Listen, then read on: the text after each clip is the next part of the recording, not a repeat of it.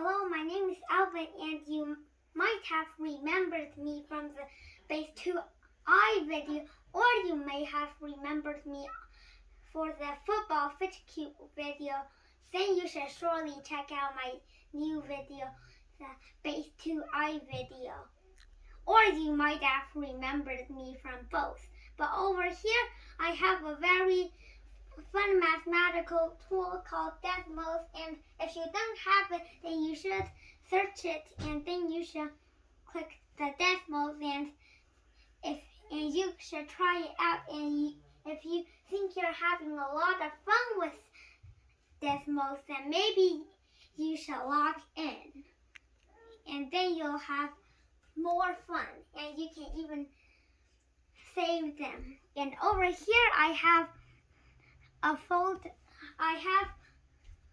graph which has many folders, and the folder shown over here is the diagon. It's the folder that creates the line, but we also call it a diagon or a polygon who only contains two sides. And the angle sum is 0 to be obvious, because this angle is 0 and this angle is 0 no matter what the line is. And that's pretty obvious, right? While over here I have a diagon, I can also create much more shape. For example, I can magically make a pentagon appear, and it's diagonal. And if you don't want the diagonals, I can do that by clicking on one more button, and it's not the diagonals. And if you only want the diagonals, then, well, that's still not hard. And now let's take a look over here. Over here, it is just we create some variables, and then we create two dots connecting all of those variables. One of them is x1 and y1, and the other one is x2 and y2. You can also use these tables to connect a line segment between them, and you can also add folders. For example, this thingy is in a folder indicated by indent and the line over here, and the folder represents that if you go ahead and click this folder button, then all of the things in the folder will disappear. And if you click it again, then it will reappear. And over here, I just use a table to tabulate the diagon, and I even named it a diagon.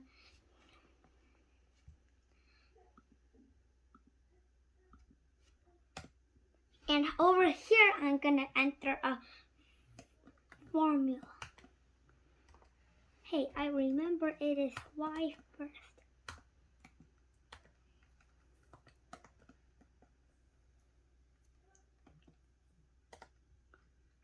I'm going to put this in parentheses over x2 minus x1. Good. Let's see. Y equals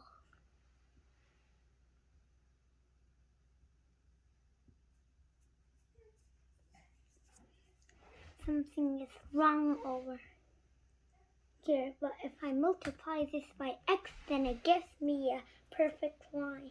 However, if I change this diagon a bit by shifting these 2 points, then the formula just gives this straight line, and this isn't good. So now let's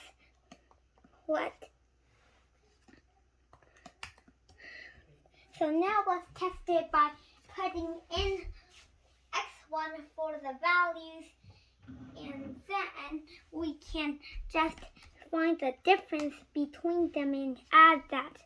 So over here we get x1, y2 minus x1, y1 And the whole thing is divided by x2 minus x1.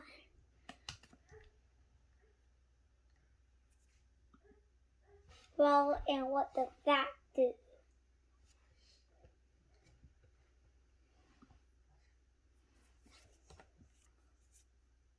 Well, now if we take this off and multiply this thing by x1, then it gives us this thingy. But what if we turn this into a subtract? Then it gives us the line itself. And no matter how we shape the line, this formula will always get us the line that contains both points. Well, that is pretty magical, isn't it? Okay, now let's take a look at this line a bit. And this leads us to today, what we are going to talk about today, linear equations. Let me first save this. And this is just a little example of linear equations, that line. And I ask you, there's a function fx where y equals a, and the point 5, 3 is on it. Find a. Well, that should be pretty easy. And if you don't know what I mean by that, you definitely should search up coordinate plane on your computer if you don't know what the orders that I just talked about means.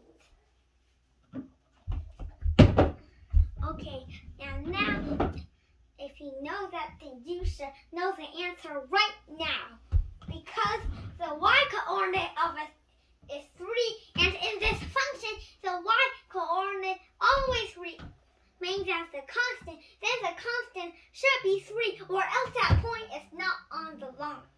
Well, that should be pretty obvious.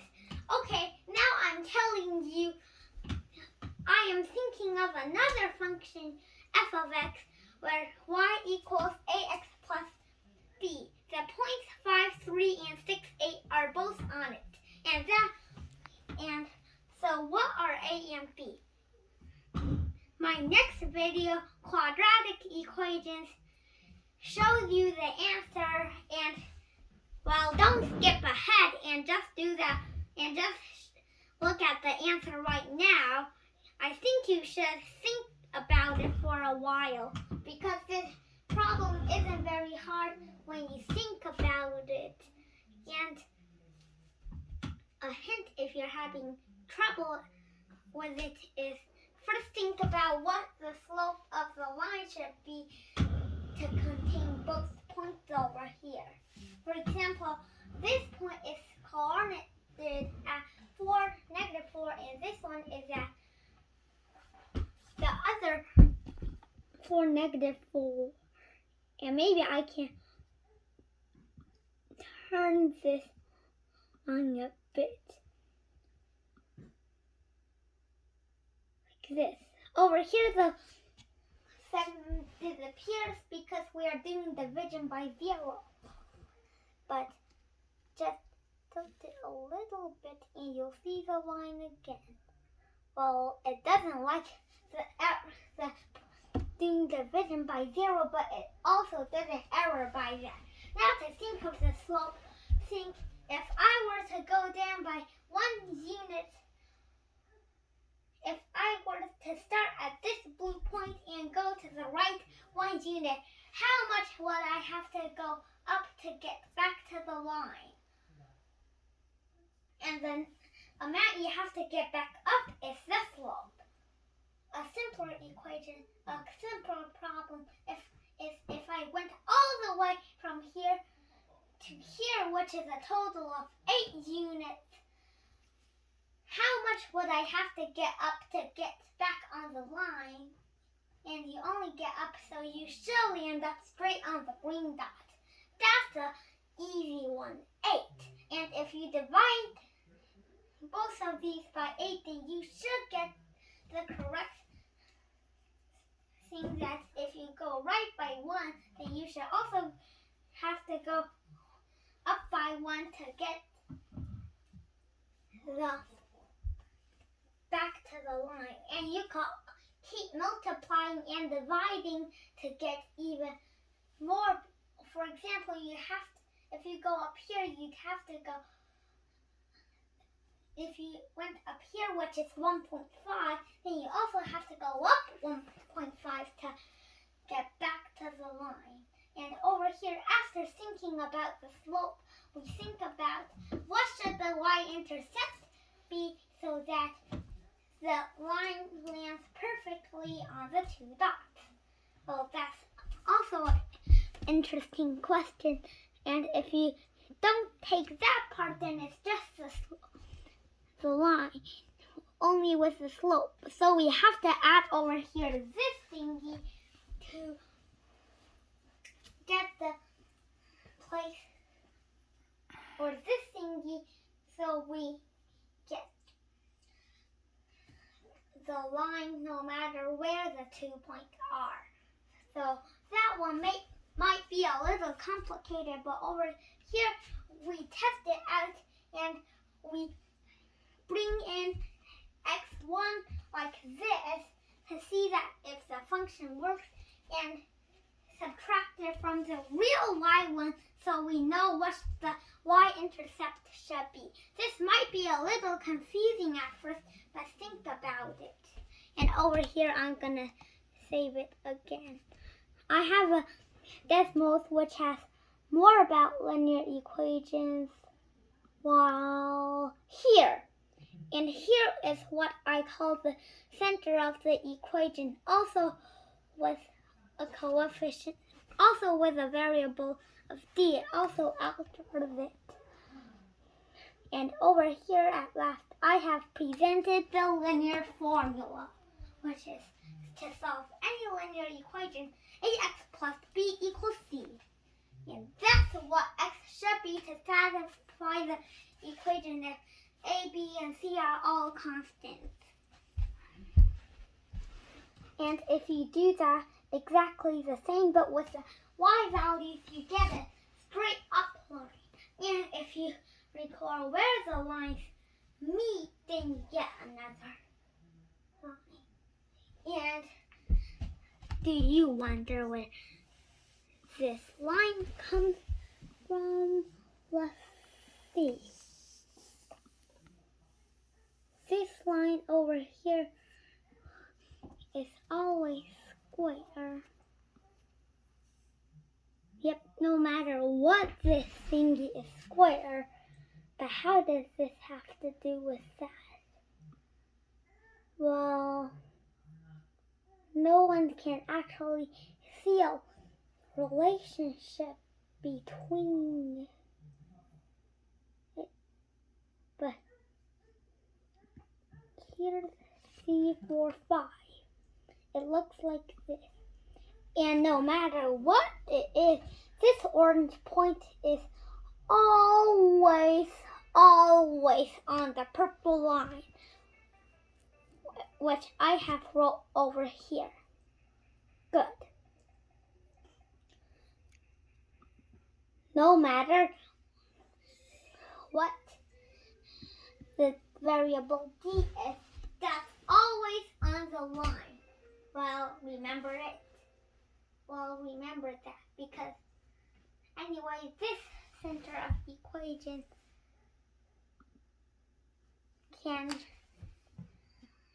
really make it fun. But over here, maybe it will be even more fun if we record how the center of equation, which is that cross over here, if the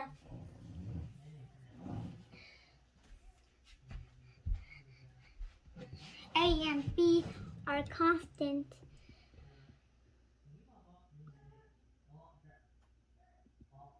will it change?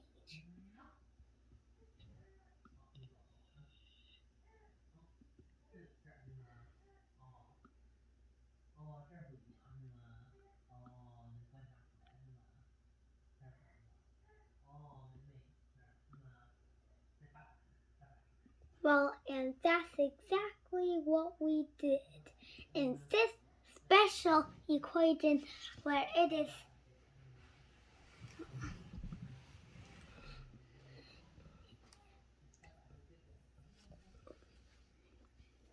this one equation over here where it is just x.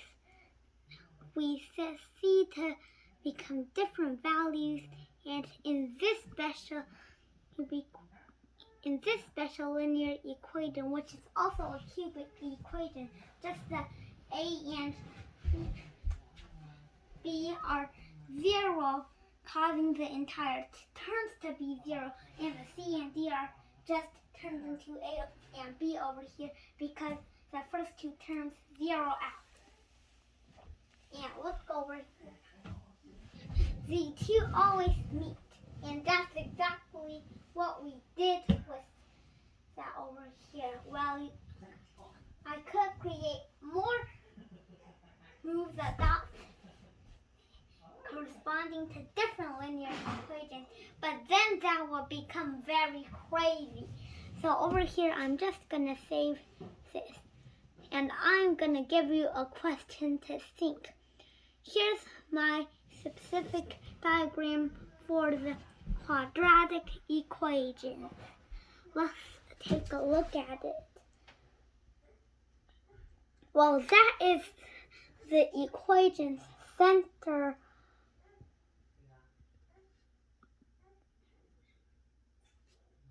Well, we only need one of these points.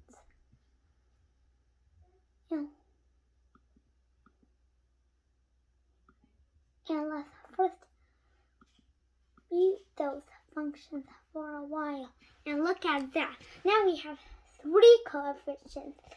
But now, no matter what d is, the equation center always stays the same. And over here I have set the upper boundary to d because when c is above d, then the equation center vanishes.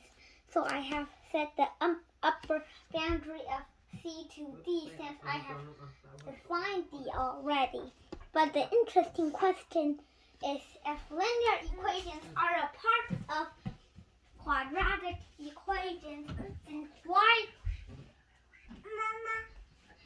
does the equation center depend on d if it isn't true for quadratic equations? Well, that has a simple answer. Well, everybody knows that dividing by 0 is illegal, and over here we can simplify that whole enormous plot because most of the terms cancel out because these two radicals are just opposites, and same for the y coordinate. We could just turn this into a simple this. And the thing is that in a linear equation, a equals 0, and then the whole denominators become 0, but everyone knows that dividing by 0 is undefined. So that isn't true of linear equations. So there is a whole dependence on the linear equation center, but not independent on d ones. Well, it is a little dependent on d, but d just has to be greater than c, and then there is the equation center. Well, that was a very nice explanation, and you probably got hold of the formula we used, having 2 points to find the line that has them both, or the linear equation, the equation itself. And over here, let's see. There should be something example over here. Yep, line 2.4. Good. So that is the 2-point form of the line. And over here we defined m. So if we substitute m in for here then and do a little bit manipulation, then we should get it just like the formula I talked about. Well, if you still are confused with it, maybe I can talk about it a little more. Because like this, we just got the slope correct. We have to find the thing that gets the y-intercept correct, and later you might see why the term being added to the ax, the b is always where it touches the y-axis.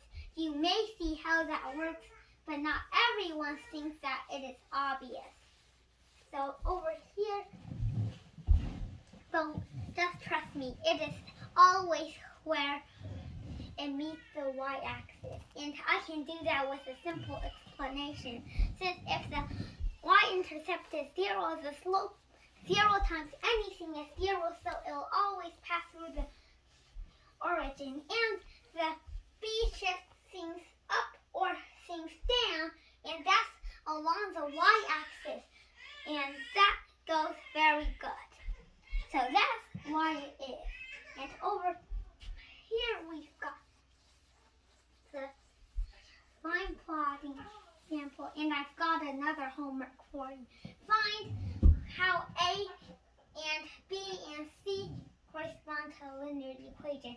Or maybe you can just get rid of the C and just get AX plus B.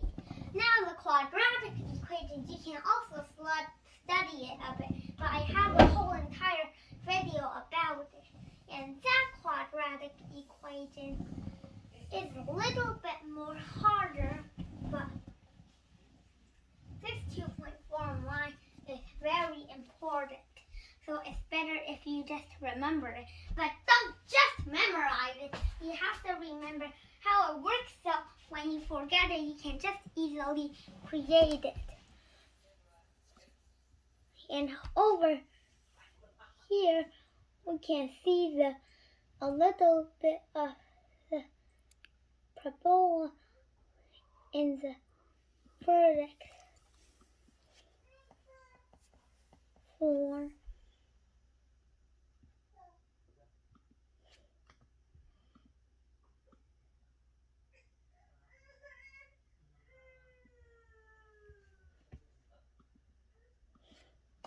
So let the step be 1. Over here also let the step be 1. So this is a parabola in the vertex form. You just define vertex, but this one can also change it.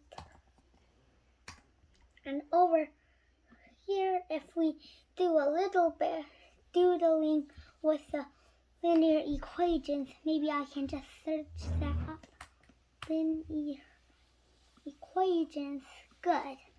And if you do a little bit of doodling, you could divide the whole equation by x, because dividing it by any constant will just change the values of a and b. So if we divide the whole expression left side by x, then we get a plus b over x equals y.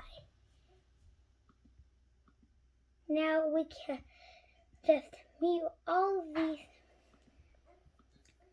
thingies to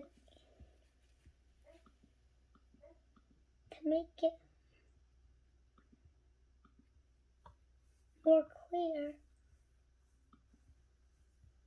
Over here is this line, and over here is this line. Since b equals 0 is but b equals other value, and this thing becomes certainly much like a reverse exponential function. But if you zoom out, you see that it looks more like a flat line, because as x gets large,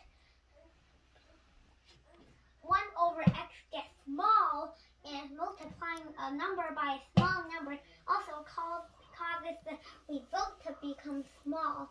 So this looks more like a flat line as you zoom more out, and it spikes sharply up and down when you get close to 0 because you can't divide by 0, and dividing by a very small number is the same as multiplying by a very huge number, so the numbers over here get big. If we do the same doodling with a quadratic equation,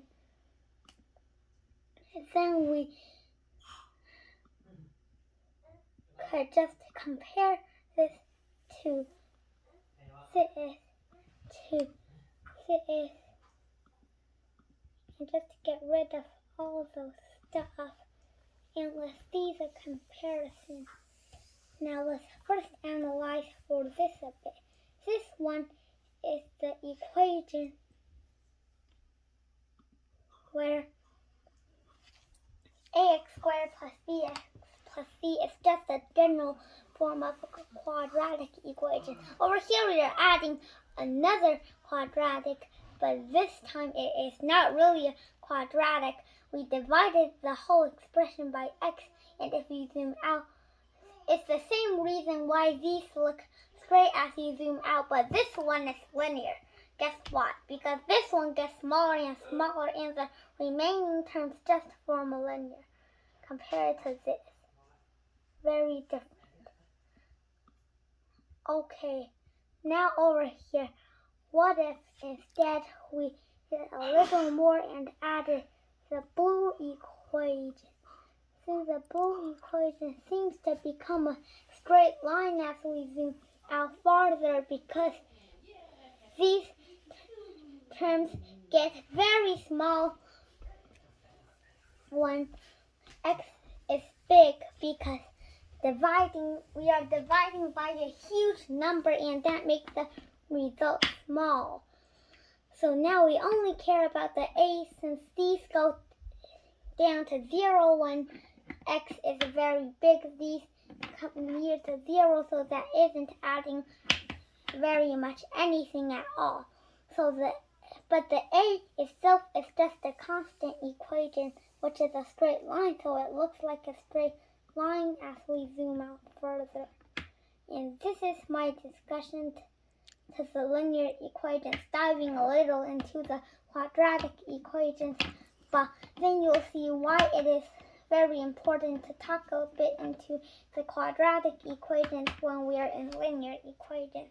And maybe you could play with Desmos and see what will happen if we divide by x's on a cubic equation. The general form is a times x to the third power plus b times x squared plus c times x plus d. And if we divide by x's, then we should get very interesting results. Perhaps you yourself can find what happens when we divide by the square root of x, and that will probably lead to interesting results.